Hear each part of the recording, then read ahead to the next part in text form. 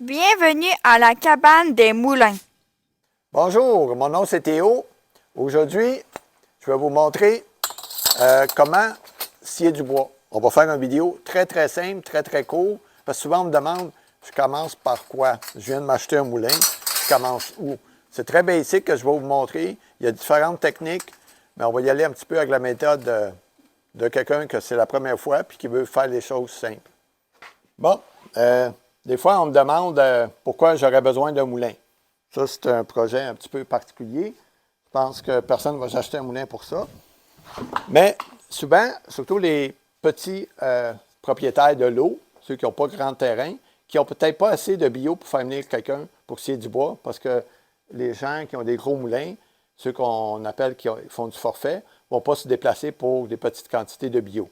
Ensuite, peut-être un autre, pensez-y bien, de plus en plus, il y a des forts vents qui font renverser du bois. Ça, c'est tout du bois renversé. Puis, je dirais au moins 50 du bois que vous voyez ici qui a été utilisé pour la cabane, ça vient du bois qui est renversé. Une autre affaire qui est un petit peu avantageuse, quand on a son propre moulin, vous décidez de faire une poutre, bien, dans des grosseurs comme ça, bien, ça ne s'ajoute pas à quincaillerie. Puis, si vous décidez que votre poutre elle a 9 pouces par 13 pouces, bien, avec un moulin, vous décidez, vous faites ce que vous voulez. C'est du hors standard qui est bien dur, très dur à trouver dans des quincailleries ou des endroits qui vendent du bois. Donc, une autre affaire que vous n'allez pas trouver à quincaillerie, c'est des planches qui ont 18-20 pouces de large. Ici, c'est quand même assez particulier. Toute la quantité de planches qui est là, c'est difficile à croire des fois que c'est juste un bio et demi qui a fait ça. Dans le pain blanc, des gros bio, c'est quand même surprenant la quantité de bois qu'on peut sortir avec un simple morceau. Ici, j'évalue la valeur du bois marchand pour ça à 500-600 $ pour un bio et demi.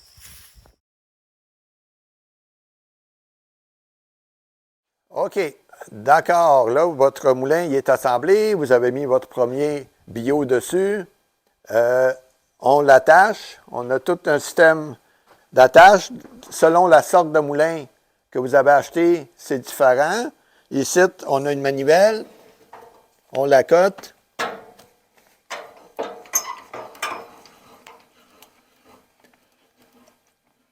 Voilà, c'est assez. Ça ne donne rien de trop serrer un bio, surtout quand votre premier écaille est fait, parce que plus que vous allez le serrer, plus que vous allez changer l'angle. Le bio, il ne bouge pas. La longueur d'un moulin, comme je dis souvent, des fois on me demande, Théo, ça me prend un moulin fait du 16 pieds. Bien, faire un moulin qui fait du 16 pieds, bien, tu peux en avoir un qui se vend à 3 000 $, puis tu peux en avoir un qui va se vendre à 40 000 $. La limite d'un moulin, c'est son diamètre. Le diamètre, ça, c'est quelque chose qui ne se change pas. Si votre moulin est bien pour faire du 26 pouces de diamètre maximum, bien, vous ne pourrez jamais modifier quoi que ce soit. La longueur, il n'y a pas de limite. Les extensions, surtout si vous êtes stationnaire comme ici, puis vous avez de la place pour rallonger, vous pouvez rallonger 500 pieds si vous voulez. Ça, il n'y a pas de limite. Mais le diamètre, ça, c'est votre première considération quand vous magasinez un moulin, c'est quoi j'ai besoin. Ensuite, ici, on l'a mis à terre. On n'est pas obligé de le mettre à terre. Si vous faites un petit tour là-bas, avec la caméra, vous allez voir, ça, c'est un moulin qu'on a mis à la hauteur, plus à hauteur d'homme. Vous pouvez le mettre plus haut. Si vous revenez ici avec la caméra, le moulin qui est dehors, stationnaire, fixe, excusez, bien, lui, il est encore plus haut parce qu'il est sur roue. Bon, on revient à nos moutons. Notre moulin, il est prêt. Le bio est installé dessus. Là, on pourrait avoir ce qu'on appelle un tricheur. Sur ce modèle-là, je n'ai pas d'option du tricheur. Tantôt, sur le moulin qui est à côté, je vais vous montrer rapidement comment fonctionne le tricheur. Tricheur pour tricher, c'est-à-dire que si une extrémité d'un diamètre d'un bio est plus gros d'un bout à l'autre, rarement dans le 10 pieds, je vais avoir besoin de tricher. Un tricheur, souvent quand c'est installé fixe, bien, il est installé à cette extrémité-là. Là, on me demande tout le temps, le petit bout, il va où? Le petit bout, en temps normal, il va du côté du moulin. Puis, le plus gros bout, si mon diamètre est plus gros, il va en arrière. Souvent, dans les petits moulins, on va faire le contraire. Pourquoi qu'on fait ça? C'est parce qu'on veut être sûr que quand je commence à scier, je sais que ça passe. Fait que plus que je m'en vais, plus que mon bio va rapetisser. Fait que je n'ai pas vraiment de surprise. Dans mon cas actuel, j'ai vraiment pas beaucoup de différence de diamètre d'un bout à l'autre. Fait que ça vaut vraiment pas la peine de tricher. Si je voudrais tricher sans m'acheter un tricheur, l'option du tricheur, c'est bien, bien simple. Je vais lever le bio dans les airs, puis je vais mettre une planche en dessous. On peut se faire des planches de différents gabarits, d'épaisseur, 1 pouce, 2 pouces, 3 pouces. On fait ça bien beau, puis on les accroche après le mur si jamais on a besoin. Là, je viens de vous faire sauver 300 $ parce que c'est à peu près ça que ça coûte un tricheur. L'avantage de la planche, c'est que vous pouvez la mettre partout. Ce n'est pas fixe. Si vous l'oubliez, puis vous rentrez dedans avec la lame, vous ne scrapez pas une lame contrairement à un tricheur.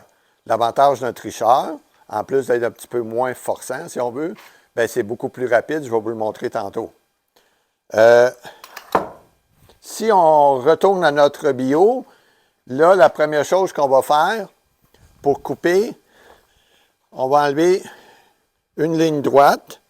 Une fois que ça, c'est fait, on va faire première rotation. Là, ça va être bien important parce que c'est là qu'on va aller chercher notre 90 degrés. Si on a un bio qui est plus gros, on va faire peut-être 2 coupes avant d'avoir la première surface qu'on veut. Parce que si on a un bio qui est plus gros, on s'entend que les croûtes vont être plus pesantes aussi. Fait que si moi, je suis tout seul pour enlever les croûtes sur le moulin, bien, peut-être je ne veux pas une croûte de 3 pouces d'épais. Ensuite, quand on va faire des croûtes, vous allez voir que si on fait 2 croûtes, on va toujours le faire 1 pouce d'épais. Pourquoi qu'on fait ça? C'est advenant que la croûte est assez belle pour être délignée, bien, ça va nous faire une planche de plus. Donc, dans cette vidéo, en dehors de vous montrer un petit peu comment scier du bois, on va aussi parler de comment choisir le moulin pour vos besoins. On a parlé tantôt du diamètre que vous devez faire, le choix, parce que c'est le diamètre de vos bio qui va déterminer la grosseur du moulin que vous avez besoin. Puis, l'autre question que moi, je vais toujours demander, voulez-vous un moulin qui va être fixe ou un moulin qui va être sur une remorque comme celui-là? Les deux, ils ont des avantages puis des désavantages. Bien entendu, un moulin qui est sur remorque est plus dispendieux à l'achat parce qu'on a quelque chose de plus. L'autre désavantage d'un moulin sur remorque, souvent, on est plus haut. C'est-à-dire que pour aller mettre de l'eau, j'ai quand même une bonne hauteur.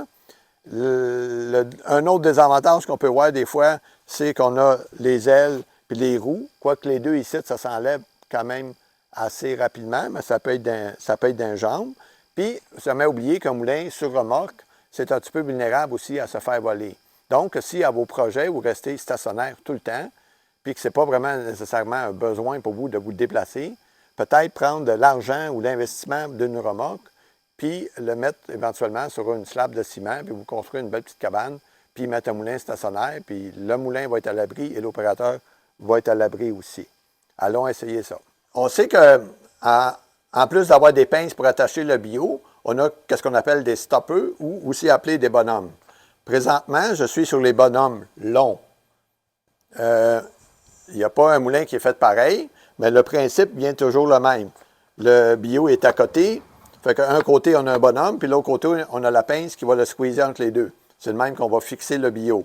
Ici, dans mon cas, où ce que j'ai un moulin qu'on a décidé, c'est pas obligatoire, mais on a décidé de l'installer directement à terre, les bonhommes longs, bien, ils ne peuvent pas descendre par en bas. Fait que éventuellement, quand que je vais avoir mon premier côté fait, mon premier surface, au premier 90, je vais enlever les bonhommes longs, puis je vais mettre les bonhommes courts pour le restant de la job. Ensuite, vous avez des moulins que les bonhommes, je vais vous montrer tantôt sur un Hudson, que ça descend comme ça, comme une penture. C'est un petit peu le cas aussi du Biel et beaucoup d'autres moulins sur le marché. C'est vraiment d'une compagnie à l'autre qui va décider qu'est-ce qu'ils font. Il n'y a pas de moulin, il n'y a pas de système parfait. Dans les autres vidéos que j'ai faites, je suis allé un petit peu plus en détail sur la lubrification de la lame. On sait que la lame a besoin d'avoir du liquide pour la lubrifier. On a une valve pour ouvrir l'eau, selon la quantité qu'on a de besoin. Et on a de l'eau, si on est l'été, on peut se contenter de rajouter du savon, savon en vaisselle bien ordinaire, savon un petit peu plus spécialisé pour du bois qui rebelle. Si on est rendu à l'hiver, là, on va remplacer l'eau par du lave-vitre. Quand on parle de savon, c'est vraiment des quantités minimes. Ici, j'ai à peu près l'équivalent d'une cuillère à soupe. Matin qui est à moitié.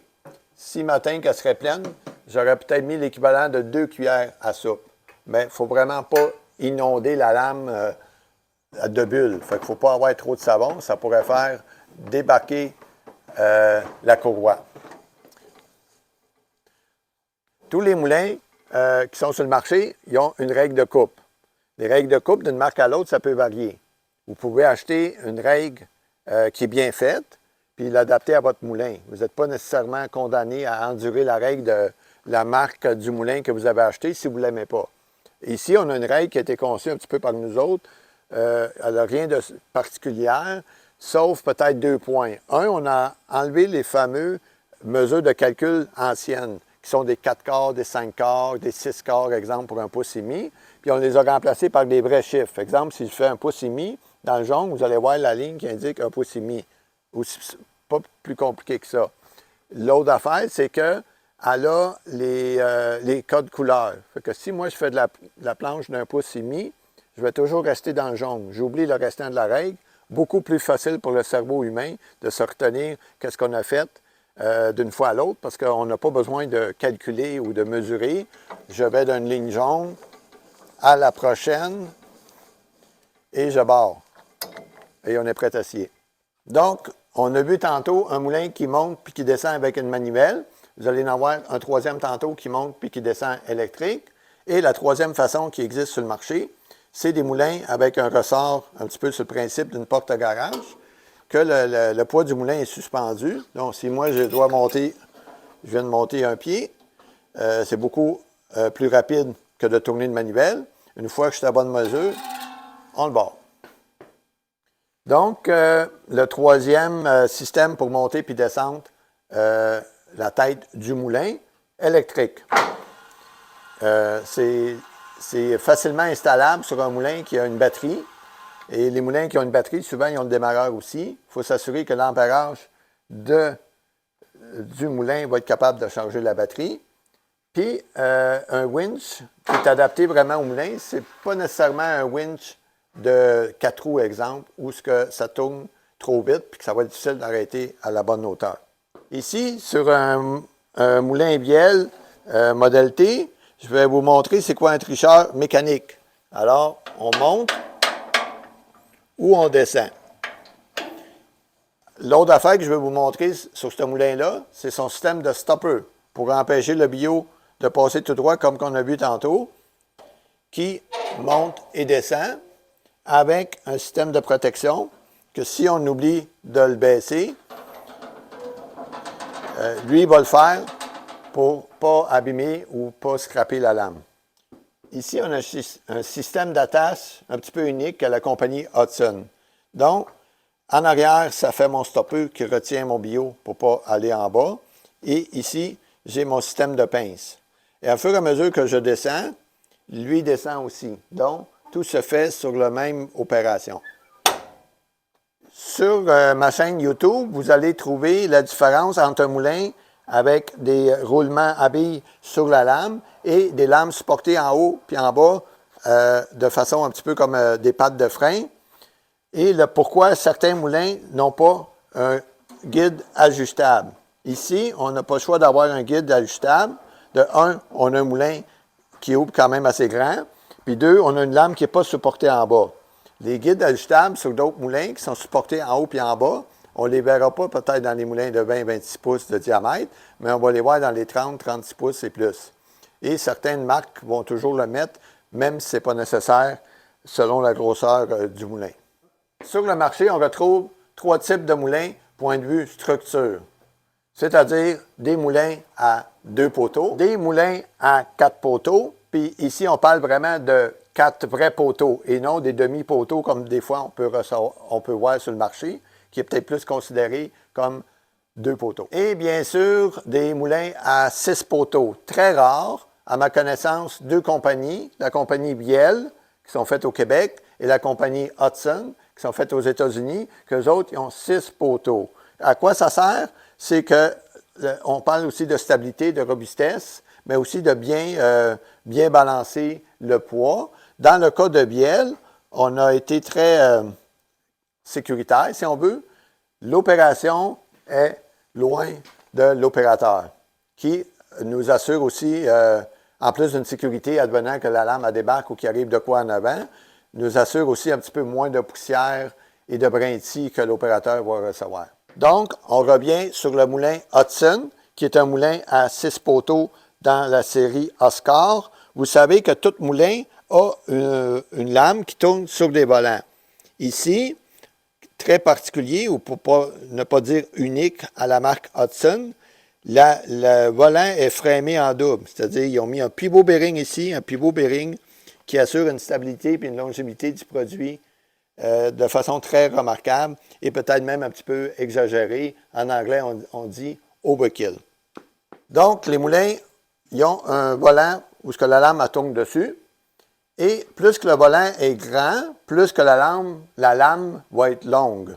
Plus que le moulin est grand, plus que le volant doit être grand aussi.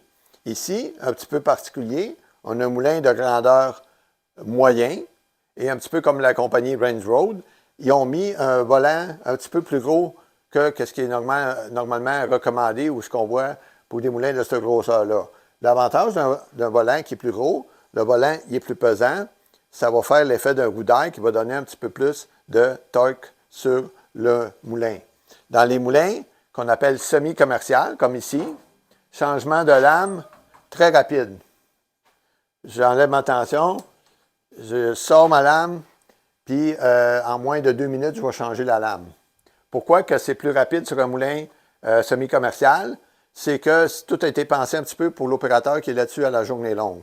Si vous avez un moulin un petit peu plus gentleman farmer, puis que vous changez la lame juste 1 ou 2 fois par semaine, ou par mois même, selon votre quantité de bio que vous faites, ça vous dérange moins que le changement de lame prenne 5 ou 10 minutes au lieu de 2 minutes, parce que vous faites une petite opération, puis c'est pas comme le gars qui, ici, à journée longue, qui doit changer sa lame 2 ou 3 fois dans sa journée.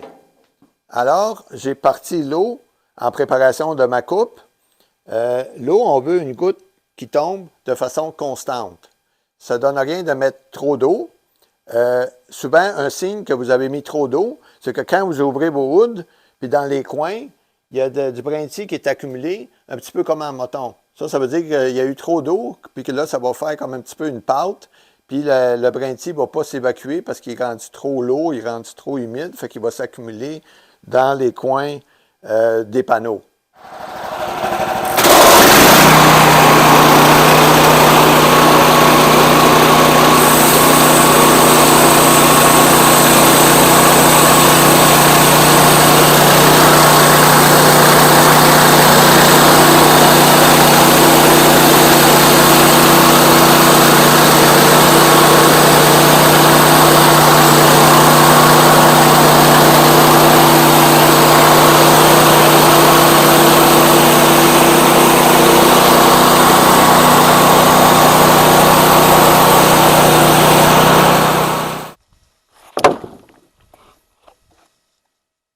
Bon, vous avez vu la première coupe. Une affaire on doit faire attention un petit peu. Quand on rentre dans le bois, on y va doucement. Une fois que la lame a fait son chemin, on peut accélérer. C'est bien de garder une vitesse constante de coupe et ne pas ralentir, parce qu'une lame qui tourne sur place, c'est sûr qu'elle va faire une marque. Et de notre côté, bien entendu, il ne faut pas aller trop vite. Si vous avez des waves, qu'on appelle, des vagues, ça peut être à cause que l'opérateur va trop vite, que votre lame n'a pas la bonne tension ou que votre lame ne coupe plus. Il est très rare que ce soit le moulin qui soit en cause. Alors, c'est les 3 points à vérifier. C'est bien sûr, il y a des essences de bois qui sont un petit peu plus traites pour ça. Je pense au mélèze qui est très sec, de l'épinette surtout l'hiver, ou de la pruche. Puis le bois dur, bien là, on n'a pas le choix d'aller moins vite. Puis il y a des essences de bois qui sont vraiment faciles à couper, le pin blanc, le sapin et le cèdre. Quoique le cèdre, il peut être un petit peu dur pour la lame. Si vous êtes rendu à 2 mains pour pousser votre coupe, ça veut dire peut-être que c'est le temps de changer de lame. Un autre indice qu'une lame est fatiguée, c'est qu'elle laisse beaucoup de brindilles entre vos coupes. Vous avez quasiment l'impression de passer le balai. C'est que le chemin peut-être qui est fatigué un petit peu, puis l'évacuation du brindille se fait moins bien. Ou un autre signe, c'est quand que vous arrivez au bout, après avoir poussé, puis aussitôt que vous êtes sorti du bois, tout accélère. Là, c'est peut-être un signe aussi que c'est pas normal que vous ayez un gros contraste de même. Ensuite, j'ai fini ma coupe. Je dois reculer pour la prochaine parce que je n'ai pas fini. Je ne suis pas rendu à tourner le bio. Il est toujours recommandé de lever un petit peu la lame. Serait-ce seulement un quart de pouce ou un demi-pouce, afin que quand vous reculez votre lame directement sur le morceau de bois que vous venez de couper, vous n'allez pas ramasser les cochonneries qui sont là-dessus. Là, j'ai fermé le moteur pour vous parler, mais en temps normal, on ne va pas fermer le moteur pour reculer, on va juste baisser le régime. Donc, on retourne pour l'ajustement de la règle. Des fois, on me demande pourquoi que les règles ne sont pas fixes, pourquoi il y a de l'ajustement. Moi, je veux faire une croûte d'1 pouce d'épais. Mon indicateur de 1 pouce, c'est le rouge. Mon trait, présentement, il n'est pas vis-à-vis d'un rouge. Donc, l'ajustement me permet de l'amener vis-à-vis d'une ligne rouge. Puis ça va être mon nouveau, on va appeler ça un petit peu en anglais, là, Ground Zero. Bien, ça va être ma nouvelle référence. Je sers ça là. Maintenant, pour ma prochaine coupe, je vais baisser au prochain trait pour le 1 pouce d'épais.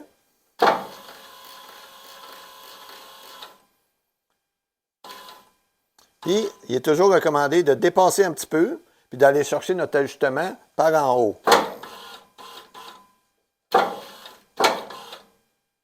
Voilà. Normalement, je suis plus précis. Là, j'étais sur le côté un petit peu.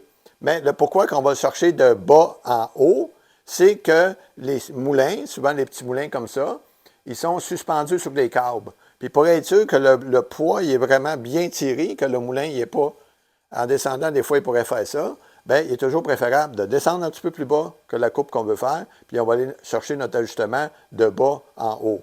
Maintenant, je suis à bonne place, il n'y a plus rien qui bouge, on est prêt pour notre prochaine coupe.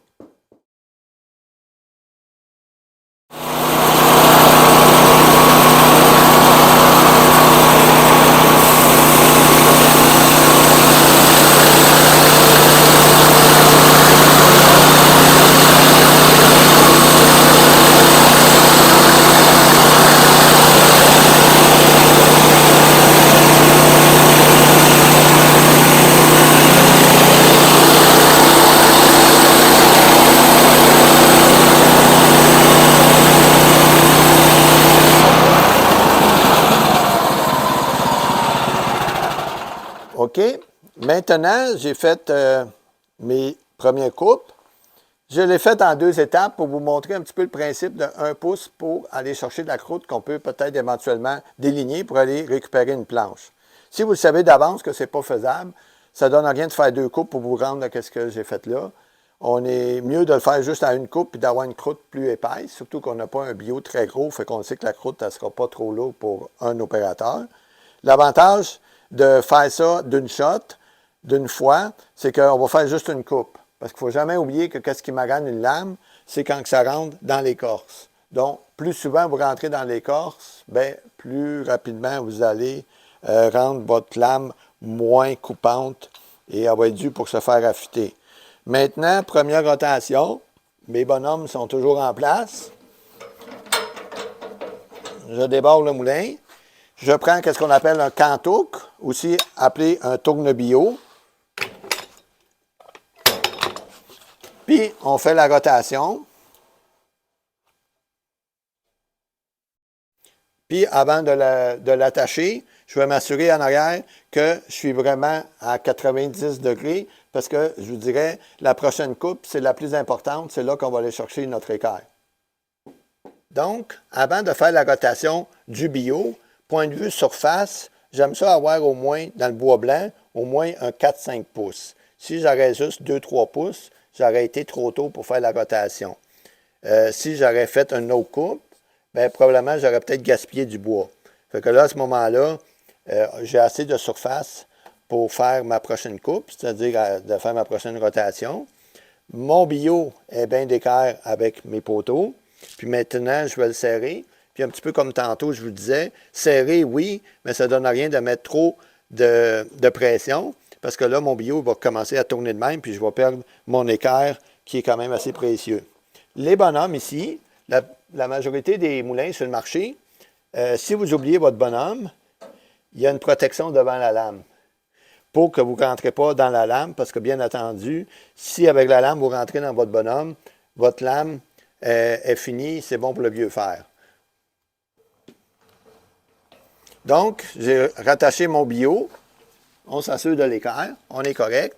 Là, ici, on n'a pas de protection. Fait que si ma poignée, je la laisse en haut puis je rentre avec la lame, bien, ça, c'est ce qu'on appelle le côté opérateur qui est supposé de le voir. L'autre bord, c'est le côté angle mort, où ce qu'ils nous ont mis une prévention pour protéger la lame si j'oublie de baisser mes bonhommes. Ici, c'est à moi à ne pas mettre la chose trop haut. Puis, quand j'ai la bonne tension avec ma manivelle, je mets la manivelle en bas pour être sûr qu'elle ne dépasse pas.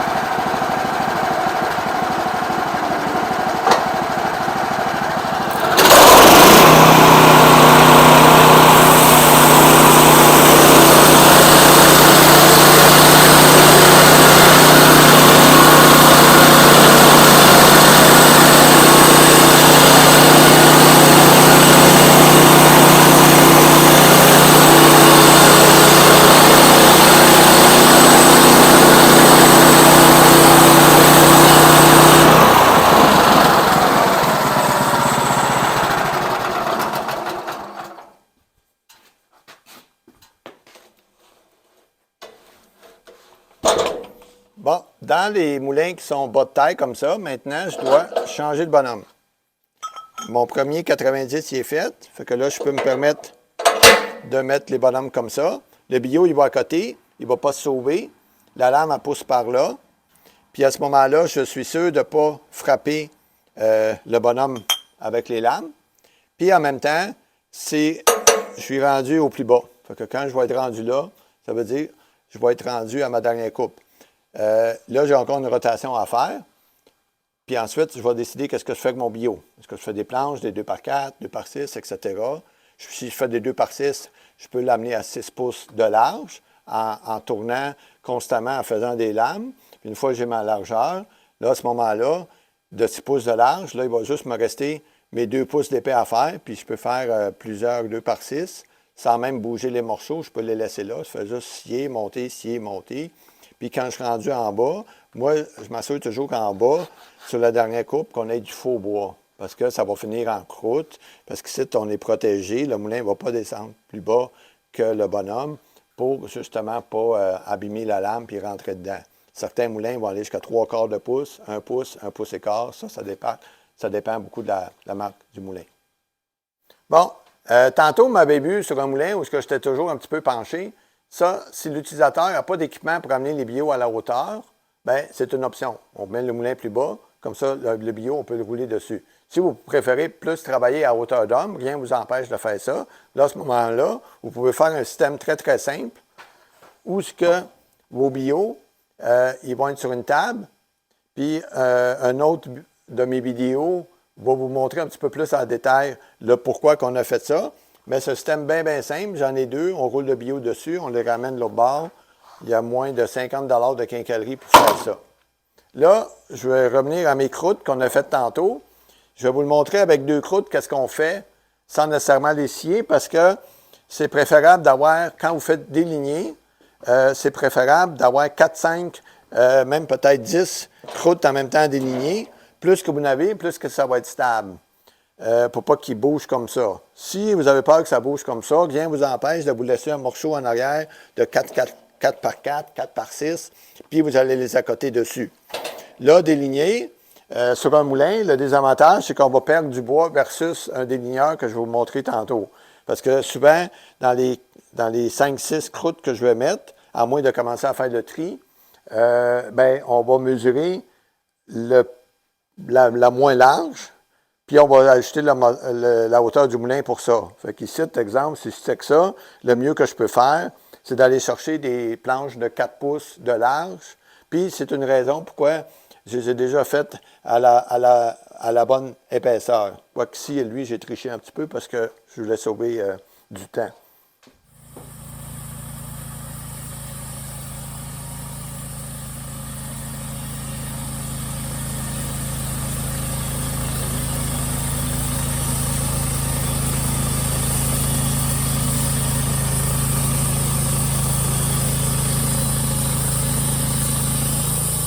De l'autre côté, ici, vous avez un déligneur qui est un bel ajout pour quelqu'un qui fait du bois de façon constante et d'une bonne quantité. Ici, on va déligner avec un déligneur, c'est-à-dire qu'on va enlever le faux bois qui est ici, puis du faux bois, ici, j'en ai pas, mais là-bas, j'en ai. Donc, on a deux lames, deux blades qui tournent avec un tapis roulant. Fait que le morceau de bois va rentrer puis va passer à travers. Lui, il est fixe. Fait qu'il donne une certaine distance si vous avez du faux bois ici pour l'enlever. Lui, il est ajustable avec une règle un petit peu sur le même principe qu'un moulin assis, que lui, je peux aller chercher le maximum de ma croûte. Puis, je vais vous laisser un petit vidéo à la fin du déligneur en action.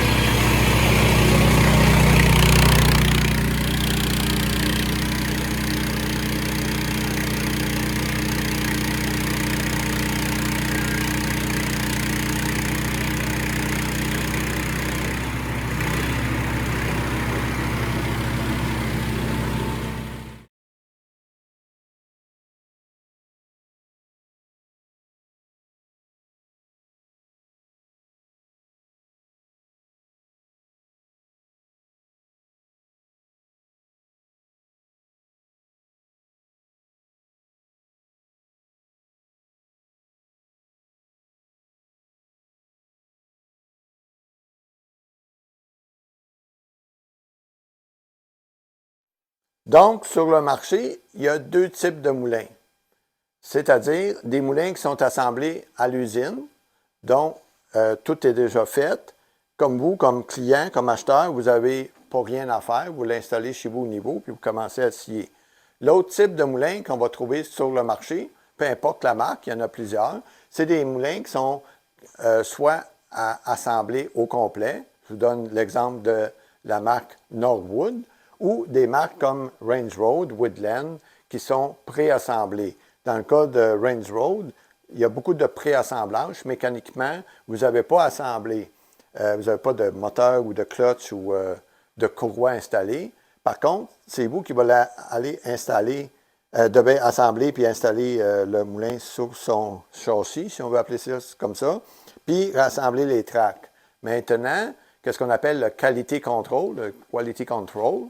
Si vous achetez un moulin assemblé, bien, c'est l'acheteur qui va être responsable de ça. On ne peut pas blâmer le moulin s'il était mal assemblé, si c'est vous qui l'avez assemblé. Dans certains cas, des moulins comme ça, vous avez aussi l'option que le détaillant ou le distributeur va l'assembler pour vous pour quelques centaines de dollars si ça vous fait peur. Puis là, il va se ramasser un petit peu comme un moulin qui est déjà assemblé. Donc, j'espère que cette vidéo va vous aider à, faire le choix de votre moulin que vous avez besoin selon votre besoin et vous donner une idée comment faire votre premier bio pour les coupes et vos projets futurs.